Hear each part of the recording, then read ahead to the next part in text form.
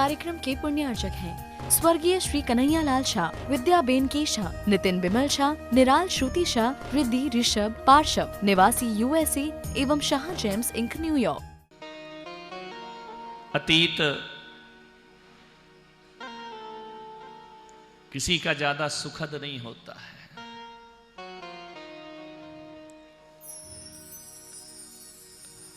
अतीत को ध्यान में रखो तो अंजन जैसे चोर भी निरंजन हो जाते हैं। अतीत को देखो तो महावीर की कथा भी बहुत पीड़ाओं भरी है। ऋषभ कथा में भगवान ने कहां कहां किस किस योनि में कैसे कैसा जन्म व्यतीत किया। एक दिन की यात्रा नहीं होती है। जमीन से चांद को देखना आसान है, लेकिन चांद पर पहुंचना कठिन काम है। सम्मेद शिखर जाते हो, रेल में बैठे बैठे ही टॉप दिखाई देने लगती है। लगता है या तो गए, यही तो है, लेकिन स्टॉक तक पहुंचना श्रमसाध्य होता है। गिरनार की यात्रा पर जाते हो, लगता है ये पहाड़, ये भगवान नेमिनाथ के चरण बिल्कुल सामने ही दिखाई दे रहे हैं, लेकिन 10-12 हजार सीढ़ियों को चढ़ना दुर्लभ काम होता है। ऊंचाइयों को देखना आसान है, लेकिन ऊंचाइयों पर पहुंचना कठिन काम होता है। ये मत सोचो कि हम ऊंचे स्थान में बैठने से महान हो जाएंगे। कौवा भी शिखर पर बैठता है, लेकिन वो भगवान नहीं होता है। लोग उसकी आराधना नहीं करते हैं। भले भगवान नीचे बेदी पर हो, कौवा ऊपर बैठा रहे, छिपकली छत पर होती है, वे महान नहीं हो जाती है। हम यहां पर बैठे हैं ऊंचे सिंहासन पर, तो संत सिंहासन से महान नहीं होता है। इस पर तो हमारे उठने के बाद कोई भी बैठ सकता है।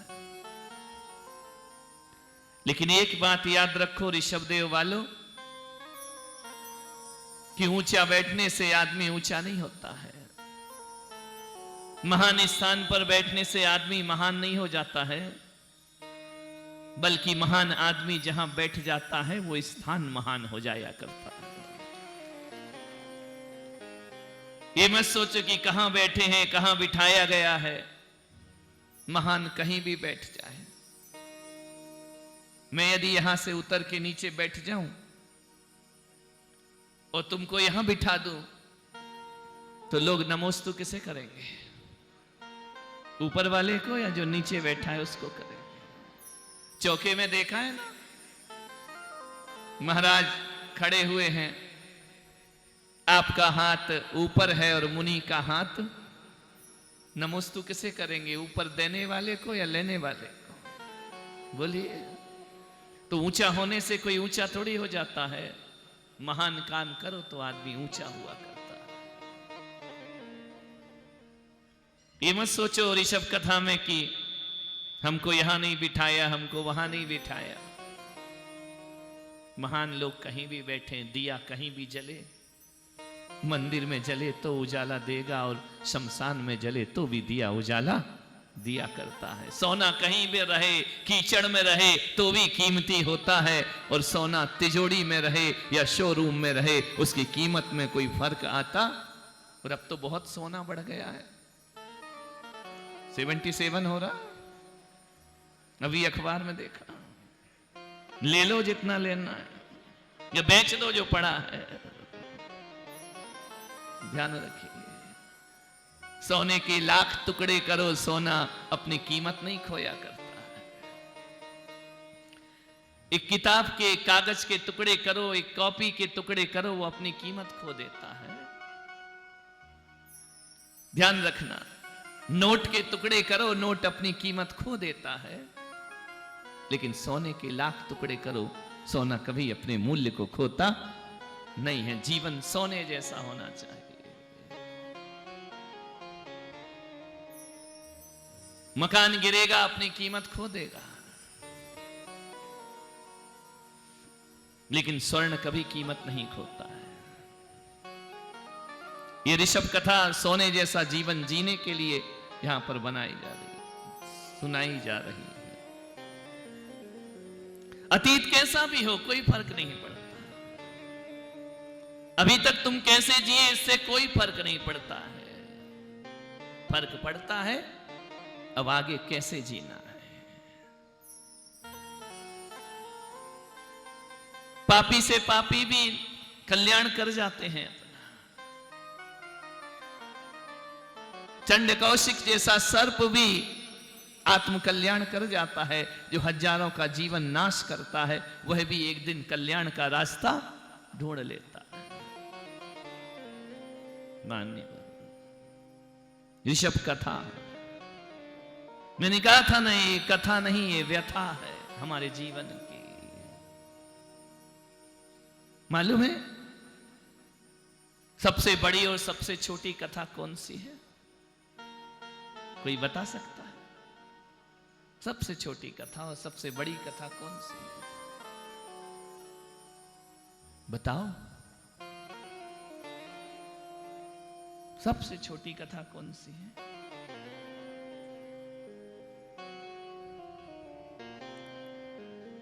बताइए ना। नहीं मालूम? जीवन की सबसे छोटी कथा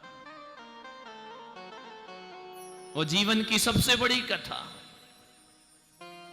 सबसे छोटी कथा मालूम? ताश भ्रमण की है बहु कथा, कै मुनि कही। छेड़ाला में पढ़ते संसार भ्रमण की कथा, ताश भ्रमण की है बहु कथा। जन्म मरण की कथा बहुत लंबी है। पै कछु कहूं कही मुनि यथा। जैसे मुनियों ने बताया है वैसे दौलत राम जी ने कहा कि मैं भी उस कथा को कहने का प्रयास करता हूं। सबसे छोटी कथा क्यों और सबसे बड़ी कथा क्यों? ताश भ्रमण की है बहु कथा। सबसे छोटी इसलिए कि एक सांस में 18 बार जन्म मरण हो जाता है। इतनी अल्प आयु, आंख बंद नहीं हो पाती, खुल नहीं पाती, और वहां 18 बार जन्म मरण होता है। सबसे छोटी कथा। न माता पिता का पता रहता है, न ये मालूम कि हमने जन्म ले लिया, न ये पता चलता है कि मृत्यु को प्राप्त हो गए। एक यंत्रवत चलते रहता है, चलते रहता है, चलते रहता है। कभी सोने की चैन की मशीन देखना कैसे बनाई जाती है। यहां लिया, यहां फंसाया, फिर एक सोना लिया, फिर फंसाया, चैन का निर्माण हो जाता है। खट खट खट खट वहां पर चलता रहता है जन्म और मरण। सबसे छोटा जीवन, क्षुद्र भाव जिसे आगम में कहा है, निगोदिया का सबसे छोटा जीवन होता है। लेकिन कितना समय तक रहता है? काले अनंत निगोद मजा। कभी किसी गंदगी में, गोबर में कीड़ों को बिलबिलाते हुए देखा। वहीं जीते वहीं मरते, वहीं जीते वहीं मरते, अनंत काल तक ऐसा चलते रहता है। यह ऋषभ कथा भी हमारे जीवन की व्यथा है। अनंत काल भगवान ने भी निगोद में बिताया है। अनंत काल उन्होंने 2 इंद्रिय, 3 इंद्रिय, 4 इंद्रिय का जीवन व्यतीत किया है। जैन दर्शन में भगवान फिक्स नहीं होते हैं। वैदिक दर्शन में भगवान फिक्स हैं। 3 ही होंगे, ब्रह्मा विष्णु महेश, चौथा कोई नहीं हो सकता है। अनंत काल तक वही थे और वही रहेंगे। जैन दर्शन ऐसा नहीं कहता। वहां भक्त बन सकते हैं, भगवान नहीं बन सकते। भगवान अपना पद प्रदान नहीं करते हैं। किसी भी धर्म में नहीं लिखा है कि भगवान अपना पद अपने भक्त को दे देते हो। यदि कोई अपना पद अपने भक्त को देता है तो वो केवल जैन दर्शन में तीर्थंकर की परंपरा हुआ करती है। यहाँ सबको भगवान बनने की स्वतंत्रता है। यहाँ तो शेर भी भगवान बन जाता है एक संबोधि को प्राप्त करके, एक हाथी भगवान बन जाता है, एक दलित से दलित आदमी भी परमात्मा बनने की ताकत रखा। कितनी बड़ी स्वतंत्रता है ये। आश्रित जन को निज सम करते, धनी लोग धन धरनी से नहीं करें तो उन्हें लाभ क्या, उन धनिकों की करनी से। है कोई ऐसा दर्शन जो तुम्हें भगवान बनने की छूट देता हो? महावीर कहते हैं, ऋषभदेव कहते हैं कि मेरी पूजा करते ही करते जन्म मत गुजार देना। कभी लगे तो मुझ जैसा बनने का भी प्रयास करना। 3 देवताओं की हमारे यहां कल्पना नहीं है, अनंत अनंत सिद्धों की हमारे यहां कल्पना है। जैनों के भगवान कोई अरिहंत सिद्ध अकेले नहीं होते, अनंत सिद्ध होते हैं, अनंत अरिहंत हुआ करते हैं। सबको उस मोक्ष के साम्राज्य में प्रवेश करने का अधिकार हुआ करता है। ये समानता का अधिकार तीर्थंकरों ने सारे जगत को प्रदान किया। एक राजनेता होता है सुंदर जी, कैसा चलता है राजनेता? कभी उसकी चाल देखना, कैसा चलता है राजनेता? ऐसा चलता है, हाथ ऐसे चलते हैं शान से। मालूम है उसकी चाल में क्या होता है? जब वह दोनों हाथों को पीछे करता है ना, तो राजनेता कहता है केवल मैं, तुम नहीं। केवल मैं आगे रहूंगा, तुम पीछे रहो। उसी को तो नेतागिरी कहते हैं। समाज में भी चिटपुट नेतागिरी हो जाती है। आई एम एवरीथिंग, जो हूं वह मैं हूं। राजनेता जानते हो सीढ़ियां तोड़ते हुए ऊपर चढ़ता है कि मैं चढ़ गया, अब कोई दूसरा नहीं आना चाहिए। लेकिन हमारे तीर्थंकर राजनेता नहीं, वो धर्म नेता है। हमारे साधु राजनेता नहीं, वो धर्म नेता है। ध्यान रखिए, राजनेता के हाथ पीछे होते हैं, लेकिन हमारे भगवानों के हाथ आगे होते हैं। मैं भी चल रहा हूं, तुम भी मेरे साथ साथ आगे चलिए। ध्यान रखना, पीछे मत होइए, सब चलो हमारे साथ। मैं कह रहा हूं ना ऋषभदेव वालों कि दिवाली के बाद चलो हमारे साथ। कौन कौन चलने को तैयार होगा? हम ऐसा नहीं करेंगे, हम ऐसा करेंगे। हम अपनी बाहों में पूरा समुद्र समेटने का सामर्थ्य रखा करते हैं। ध्यान रखिए, हमारी बाहें कोई संक्षिप्त नहीं है, क्षुद्र नहीं है, विराटता है। तुम भी चलो और हम भी चले। नेता सीढ़ियां तोड़ता है, संत सीढ़ियों का निर्माण किया करता है। तीर्थंकर रास्तों का निर्माण करते हैं। तीर्थंकर किसी के बनाए हुए रास्ते पे नहीं चलते हैं, अपना रास्ता खुद बनाते। शेर कभी दूसरों के बनाए पगडंडियों पे नहीं चला करता है। शेर अपने रास्ते खुद निर्माण करता है। महावीर कहते हैं कि मेरे पीछे पीछे मत आओ, अपने मोक्ष का निर्माण तुम स्वयं करोगे। सिंह की भांति जियो। इसलिए जैन संतों को सिंह वृत्ति की संज्ञा दी जाती है। शेर की तरह रहना, दहाड़ना, लोगों पे नहीं दहाड़ना, पब्लिक पे नहीं दहाड़ना, कोई डंडा लेके मत आना।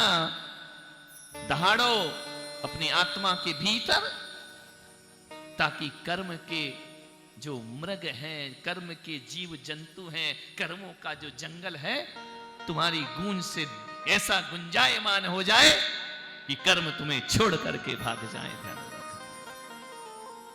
ऐसा ऋषभदेव भगवान का ये जीवन। पौरुष सिखाया उन्होंने, कातरता नहीं सिखाई। 24 घंटे में एक बार भोजन करो तो दीनहीन बन के मत लेना, शान से जाना। भोजन तुम्हारा, भोजनशाला तुम्हारी, भिखारी भिक्षु बन के नहीं, स्वामी बन के जाना। अभी बोलते हो हे स्वामी, स्वामी कौन होता है? जिसका माल होता है वो स्वामी होता है ना। तो चौके में माल तो तुम्हारा है और स्वामी कौन है? बोलिए, हम है ना। तुम्हारा माल कोई खा जाए तो तुम रोते हो, लेकिन संत तुमसे आहार ना ले तो रोते हो। ध्यान रखना कैसा जीवन है। घर में 1 इंच भी जमीन यदि दूसरा भाई हड़प लेगा तो अदालत तक पहुंचोगे। रात बेचैन होगी, दिन बेचैन होगा, मेरे भाई ने मेरा हिस्सा ले लिया। और चौके में महाराज आए और आहार ना ले, घर में लेने के लिए रोते हो और चौके में देने के लिए रोते हो। ये भगवान महावीर का दर्शन है। महाराज ने मेरे हाथ से लिया ही नहीं, एक गिलास तो ले लेते मेरे हाथ से।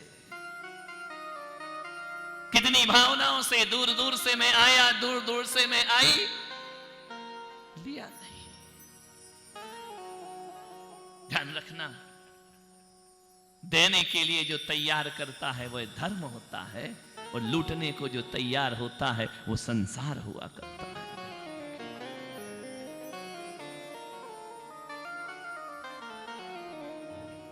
सोचना है। ऋषभदेव का पावन पवित्र चरित्र, केवल ये एक कथा और कहानी समझ के मत सुनो। जिंदगी किस मोड़ पर कहां कहां कैसे कैसे गुजरती है, हम सब अपने भविष्य से अज्ञात हैं। कौन जानता है कल क्या होगा? किसे पता है कल कौन कहां पहुंच जाएगा? किसे पता है कि इसकी यात्रा कहां की है, गंतव्य कहां का है? कुछ नहीं कह सकते। यहां तो राजा भी रंक हो जाता है और रंक भी राजा हो जाया करता। एक सा जीवन नहीं होता है। इस कार्यक्रम के पुण्यार्चक थे स्वर्गीय श्री कन्हैया लाल शाह, विद्याबेन के शाह, नितिन बिमल शाह, निराल श्रुति शाह, रिद्धि ऋषभ पार्षव, निवासी USA एवं शाह जेम्स इंक न्यूयॉर्क।